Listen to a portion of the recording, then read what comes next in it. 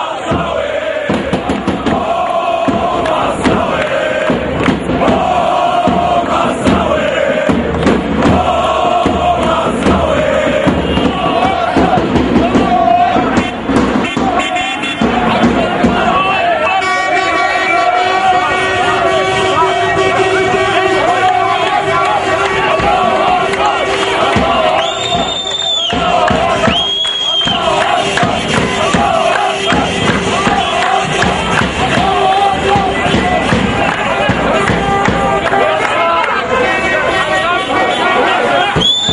ما كانت الثوره بتاع ثوره 25 يناير لحظه فارقه في حياتنا، برضو اللحظه ديت بتعتبر لحظه فارقه في حياه جماهير واعضاء النادي المصري.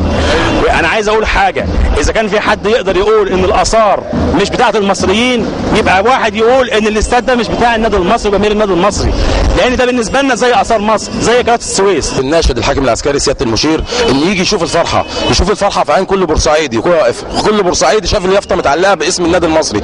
ده حقنا يا سياده المشير، وهم كانوا سالبينه مننا، واحنا كنا بنتمنى ان راجل يجي زي سيادتك محترم يجي يرجع اسم النادي المصري تاني لجمهور بورسعيد، عشان النادي المصري ده هو كيان كل بورسعيدي. احنا مش بنطالب ان النادي هنا يتملك لفرد، احنا بنطالب ان النادي يتملك للشعب، وزي ما مصر رجعت لشعبها احنا عايزين النادي بتاعنا يرجع لنا، احنا مش عايزين اكتر من كده. ما بنقولش عايزين النادي الواحد يمتلكه، لا، ده نادي حكومي واحنا اولاد الحكومه، احنا اولاد مصر، عايزين النادي يبقى للشعب. عاوزين بس نناشد المشير حسين طنطاوي برجعه النادي المصري لحقه، اللي يرجع البيت لاصحابه.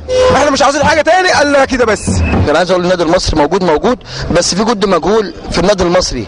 ابن بورسعيد مستر كمال ابو علي، يا ريت كل الناس تقف بجواره وبجنبه، لان الراجل ده بيصرف كتير على النادي المصري، ومن غيره النادي المصري مش هينفع. ومفيش رجل اعمال في مصر ولا بورسعيد هيقدر يخش يقول للنادي المصري انا موجود. وعلى اي حاجه انا هتكلم على نقطه مهمه جدا.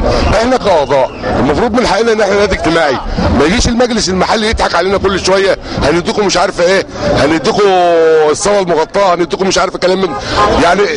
بالبلد هنا موجود مثلا الحته اللي هم عاملين فيها مكتبه الطفل وقدامها الجنينه، دي المفروض انها تخصص حته فيها لنادي اجتماعي لينا كاعضاء، تجيب موارد للنادي. ده تخلف، اعمل مكتبه الطفل في حته تساوي مليارات، ليه؟ عشان مين؟